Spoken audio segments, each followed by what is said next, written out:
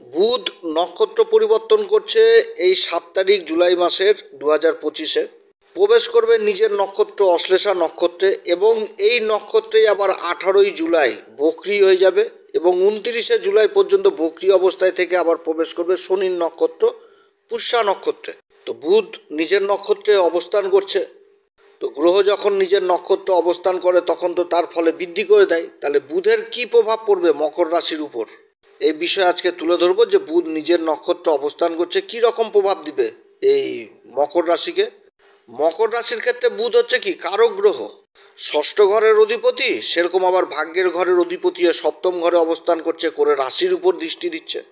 তো যাই হোক, অনুষ্ঠানটি এগিয়ে নিয়ে যাওয়ার পূর্বে সমস্ত দর্শক বন্ধুদের নমস্কার জানাচ্ছি এবং তার সাথে বলবো যারা বহুদিন ধরে অনুষ্ঠান দেখছেন এখনও পর্যন্ত সাবস্ক্রাইব করেননি অবশ্যই সাবস্ক্রাইব করবেন। এই চ্যানেলের সঙ্গে থাকুন, জ্যোতিষীয় সম্পর্কিত অনেক তথ্য জানতে পারবেন। তবে আমি কোনো রকমভাবে কোনো দর্শক বন্ধুকে বিভ্রান্ত করার চেষ্টা করছি না। এটা গ্রহের একটা গোচরের উপর আলোচনা করা হচ্ছে, এটা কারো কোনো রকম ব্যক্তিগত কুষ্টি ধরে আলোচনা নয়, আর এটা চন্দ্ররাশি অনুসারেই বলা হচ্ছে। বুধের এই পরিবর্তন, বুধ সপ্তম ঘরে অবস্থান করছে মকর রাশির ক্ষেত্রে কিন্তু যথেষ্ট ভালো গোচর, বুধের গোচর। কারণ সপ্তম ঘরে যখন বুধ অবস্থান করে তখন লাল কিতাব বলে পরশ পাথর, পরশ পাথরের মতন সফলতা পায়, যে জীবনে যে ক্ষেত্রে এগিয়ে যায় সেই ক্ষেত্রে সফলতা হয়, যে কর্ম করবে সেই কর্মে বিশেষ উন্নতি হয়। বুধ হচ্ছে কি ম্যানেজমেন্টের কারক, স্মরণ শক্তি, বিশ্লেষণ ক্ষমতা ইত্যাদি মানে যথেষ্ট ভালো থাকে। যাদের বুধ ভালো থাকে ম্যানেজমেন্ট খুব সুন্দরভাবে করতে পারে, সামনের ব্যক্তিকে বিশেষভাবে প্রভাবিত করতে পারে। ব্যবসার কারক বুধ, বাণীর কারক বুধ, যুক্তিবোধ জিনিসটা যথেষ্ট ভালো থাকে। তো বুধ যাদের ভালো থাকে তারা এগুলো যথেষ্ট ভালো। আর যদি বুধ খারাপ থাকে তাহলে তর্কপ্রিয় হবে, মিথ্যা কথা বলবে, সন্দেহ করবে। তো এগুলো জিনিস করে কিন্তু যখন বুধ খারাপ হবে, মিথ্যা কথা এমন বলবে যে সেটাকে সত্যি করে মানে সত্যি ভাবিয়ে দিবে। তো বুধ যাদের খারাপ হয়, তো বুধের অবস্থান যথেষ্ট ভালো অবস্থান। বুধ হচ্ছে এই মকর রাশির ক্ষেত্রে ভাগ্যের ঘরের অধিপতি, সপ্তম ঘরে অবস্থান করে ভাগ্যের ঘর মানে নিজের মিত্র রাশিকে দেখছে এই সময়। এবং এই সময় মকর রাশির যে গ্রহদের অবস্থান হচ্ছে সেটাও কিন্তু খুব দুর্দান্ত গ্রহদের অবস্থান। কারণ শুক্র চলে এসছে পঞ্চম ঘরে, পঞ্চম ঘরে শুক্র নিজের রাশিতে অবস্থান করে লাভের ঘরে দৃষ্টি দিচ্ছে। শুক্র হচ্ছে এই মকর রাশির ক্ষেত্রে কর্মের ঘরের অধিপতি এবং পঞ্চম ঘরের অধিপতি, পঞ্চম ঘরে অবস্থান করছে।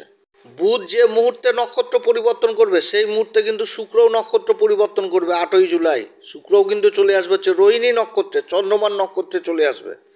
তাহলে পঞ্চমপতি চন্দ্রমান নক্ষত্রে থাকবে আর ভাগ্যের ঘরের অধিপতি নিজের নক্ষত্রে থাকবে, তা আবার চন্দ্রমান রাশি, সেটা হচ্ছে কি কর্কট রাশিতে। কর্কট রাশিতে থেকে রাশির উপর দৃষ্টি।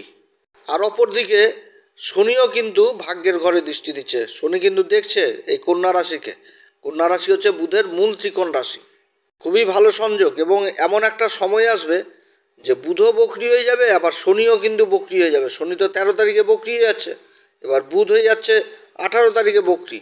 তাহলে দুটি গ্রহই কিন্তু একে অপরের রাশিকে দেখবে। বুধ দেখবে, বুধের দৃষ্টি থাকবে রাশির উপর আর শনির দৃষ্টি থাকবে ভাগ্যের ঘরে। ভাগ্যের ঘরটা হচ্ছে কি কন্যা রাশি, বুধের মূল ত্রিকোণ রাশি। আর অপরদিকে পঞ্চমপতি শুক্র আবার দেখবে লাভের ঘরকে। এতগুলো গ্রহের 3টি গ্রহই কিন্তু কারক গ্রহ, শনি বুধ শুক্র। এই মকর রাশির ক্ষেত্রে 3টি গ্রহ যথেষ্ট অ্যাক্টিভ থাকছে সব দিক থেকে। অর্থাৎ এই সময়কালে বলা যেতে পারে যে মকর রাশি একটা চরম ভালো জায়গায় যেতে যাচ্ছে এবং এরপরে যে পরিবর্তনগুলো হবে সেগুলো পরিবর্তনও কিন্তু খুব ভালো পরিবর্তন। শুক্র পরিবর্তন করবে, রাশি পরিবর্তন, তখন গুরুর সাথে যে অবস্থান করবে দুই গুরুর মানে জুতি তৈরি হবে। যখন দুই গুরু শুক্র আর গুরুর জুতি হয় তখন কি তৈরি হয়, তখন তৈরি হয়ে যায় কেতু। কেতুটা এমন হয়ে যায় যে পবিত্র একটা কেতু, যার চরিত্র হবে শনির মতন পবিত্র। শনি তো ন্যায়াধীশ, কর্মফলদাতা, তো শনির মতন পবিত্র হয়ে যাবে। শনি থেকে তো বহু জিনিস বুঝাই কিনা। খুবই ভালো পরিবর্তন, আগামী দিনের যে পরিবর্তনগুলো হতে যাচ্ছে খুব ভালো পরিবর্তন হতে যাচ্ছে এই মকর রাশির ক্ষেত্রে। রাশির অধিপতি বক্রি হচ্ছে। তো যাই হোক, অশ্লেষা নক্ষত্রে বুধের আসা মানে একটা খুব ভালো মাইন্ড হয়ে যাবে এই সময়কালে, তীক্ষ্ণ বুদ্ধি সম্পূর্ণ হবে। এই অশ্লেষা নক্ষত্রে থাকাকালীন বুধের মানে প্রভাব থাকবে রাশির উপরে। অশ্লেষা নক্ষত্র হচ্ছে বুধের নক্ষত্র আর দেবতা হচ্ছে নাগ দেবতা। অত্যধিক বুদ্ধি, মানে নিজের কাজকে কিভাবে হাসিল করতে হবে সেটা অশ্লেষা নক্ষত্র ছাড়া কেউ জানে না।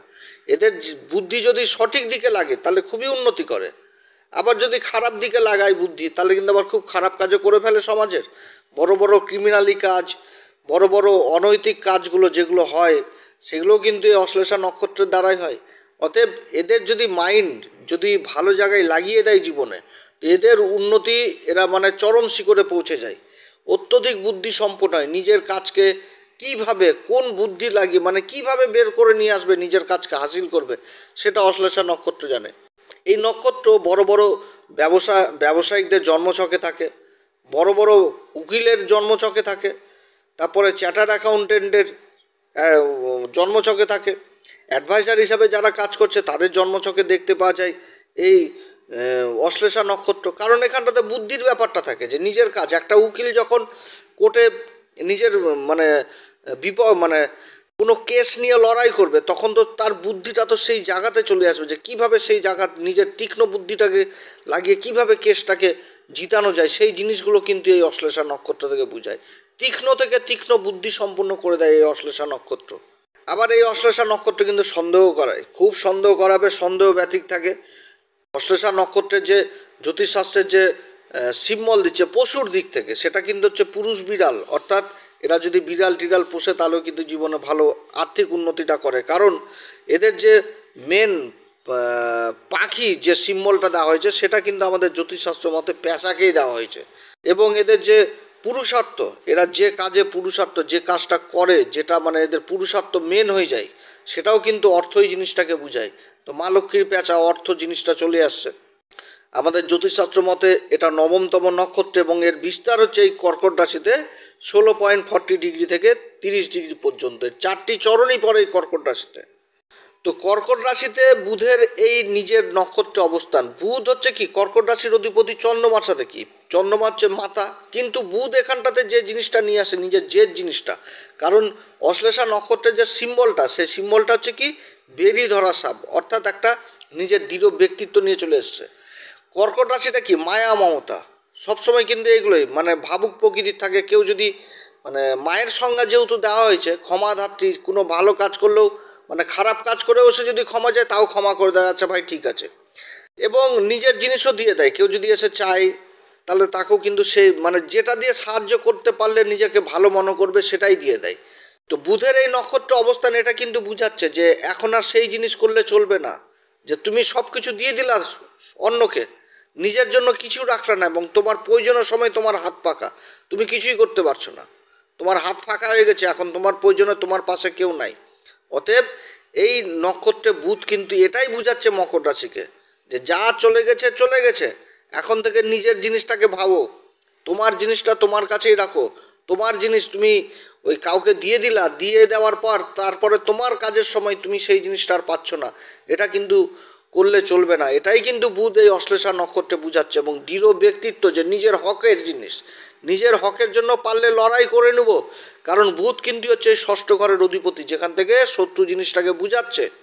অর্থাৎ এই নক্ষত্রে বুধের অবস্থান মানে এই সময়কালে প্রবল শত্রু আন্তা যোগও তৈরি যাচ্ছে।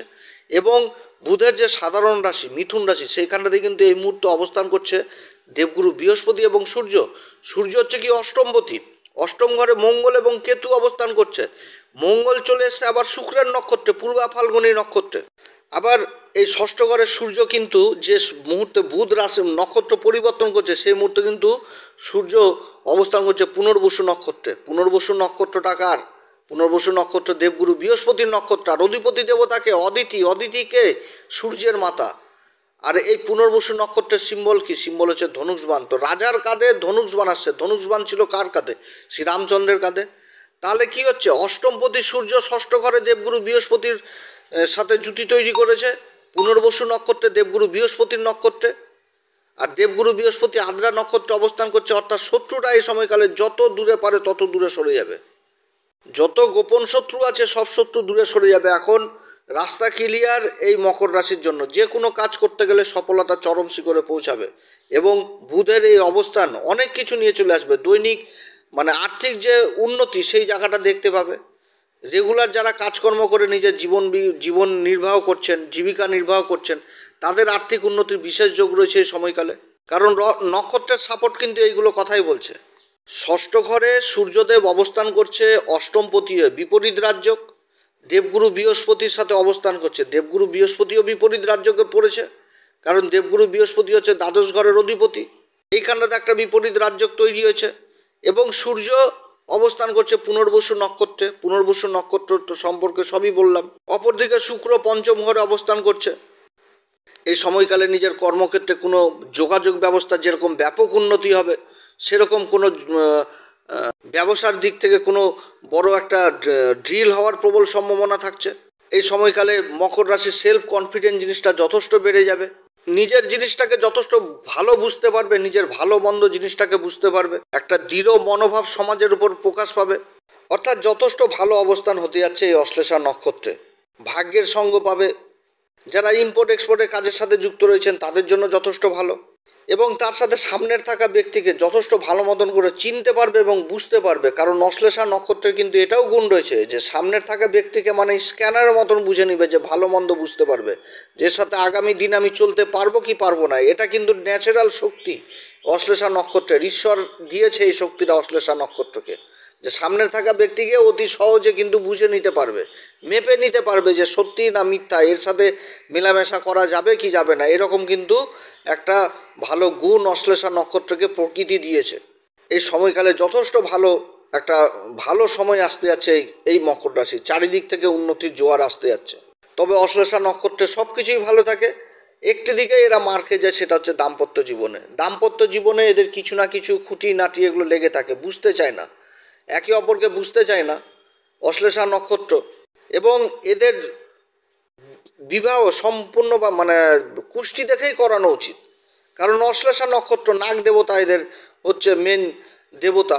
জীবনসাথীর সাথে খুবই কম সঙ্গ মিলে, এক কথায় যে এদেরকে যেরকম এরা এদের প্রেম ভালোবাসাটাকে পার্টনার বুঝতে পারে না। আর যদি পার্টনার বুঝে নেয় যে হ্যাঁ এ আমাকে খুবই ভালোবাসে, এর উপর একটা দায়িত্ব কর্তব্য রয়েছে, তখন কিন্তু আবার প্রেম ভালোবাসার জায়গাটা খুব ভালো হয়ে যায় এবং পরস্পরের প্রতি একটা সম্মানের জায়গায় নিয়ে চলে আসে।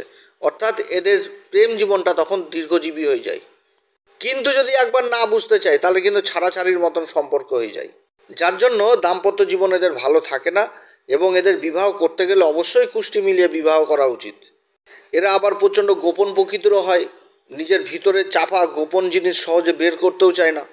তবে অশ্লেষা নক্ষত্রের আবার একটা বিশেষ গুণ রয়েছে, সেটা হচ্ছে যে এরা যতই অনৈতিকভাবে মিশুক বা যে কর্মই করুক, কোনো যদি খারাপ কর্মও করে ফেলে বা করে যাচ্ছে, এরা কিন্তু একসময় কিন্তু ঈশ্বরের ভক্তিতে ফিরে আসে। যে এদের মেন জিনিসটা এটাই যে ধর্মের দিকে এদের কোনো না কোনো সময়ে একসময় ফিরে আসবে। তো যাই হোক, এই অশ্লেষা নক্ষত্রে যথেষ্ট ভালো ফলই পাবে। এই মকর রাশি গ্রহদের যেরকম সাপোর্ট পাচ্ছে অন্যান্য গ্রহদের, সেরকম বুধের সাপোর্টটা পাচ্ছে। বুধ এইখানটাতে নিজের হকের জিনিসটাকে খুবই বুঝাচ্ছে, নিজের লাভ জিনিসটাকে বুঝাচ্ছে, নিজের লাভটাকে কিভাবে বের করে নিয়ে আসতে হবে সেটাও বুঝাচ্ছে। কর্মের দিকে সামনে থাকা ব্যক্তিকে সহজে বুঝতে পারা এবং সহজে ম্যানেজমেন্ট করে নেওয়ার বিশেষ ক্ষমতা এই সময় পাবে। বিশ্লেষণ ক্ষমতা বাড়বে, প্রচণ্ড চতুর করে দিবে মকর রাশিকে, কীভাবে মেলামেশা করতে হবে সমাজের সাথে, কিভাবে নিজের জায়গাটা ঠিক করতে হবে, এগুলো সমস্ত কিছু কিন্তু বুধের এই নক্ষত্রে প্রকাশ পাচ্ছে। এই সময়কালে মকর রাশি কোন উপাচার করবে? প্রত্যেকদিন হনুমান চল্লিশা, বজ্রংবাণ, শ্রীরাম সীতার প্রণাম মন্ত্র সহকারে অবশ্যই পাঠ করবেন। এছাড়া যারা গুরুর দীক্ষা নেননি গুরুর দীক্ষা নেবেন, সূর্যদেবকে প্রত্যেক দিন অর্ঘ্য দিবেন এবং এই অশ্লেষা নক্ষত্রের বিশেষ উপাচার অবশ্যই করবেন। মহামৃত্যুঞ্জয় মন্ত্র পাঠ করবেন, মহামৃত্যুঞ্জয় মন্ত্র পাঠ করবেন, ভোলে আবার বিশেষ অভিষেক করবেন এই সময়কালে, তাহলে যথেষ্ট ভালো ফল পাওয়া যাবে। তো যাই হোক, মকর রাশির সম্পর্কে ভিডিওটি দিলাম, খুবই ভালো লাগলো আমার, কারণ পজিশনটা দেখে অশ্লেষা নক্ষত্রে বুধের অবস্থান, রাশির উপর দৃষ্টি। তবে আমি তো আলোচনা করে গেলাম, দেখালো যে কারোর জন্ম ছকে আবার গ্রহদের অবস্থান খারাপ রয়েছে। তো সেই সমস্ত দাদা ভাই বন্ধু দিদিদের কাছে বিশেষভাবে বলবো আপনারা কোনো ভালো জ্যোতিষীয় পরামর্শ অবশ্যই নেবেন। এটা অশ্লেষা নক্ষত্র নিয়ে বললাম। এরপরে শনি বকরি হচ্ছে, শনির একটা বকরির একটা আলাদা রেজাল্ট থাকবে, সেই সম্পর্কেও আলোচনা করব। তো যাই হোক, আপনারা অবশ্যই ভালো জ্যোতিষীয় পরামর্শ নেবেন, কারণ আপনাদের এখন যথেষ্ট ভালো সময়। যা ভেঙে গেছে সব কিন্তু আপনাদেরকেই নিজের হাতেই আবার গড়তে হবে, কেউ গড়ার জন্য আসবে না, আপনাদের কাজ আপনাদেরকেই করতে হবে। অতএব অবশ্যই ভালো কোনো লোকের পরামর্শ জীবনে প্রয়োজন রয়েছে।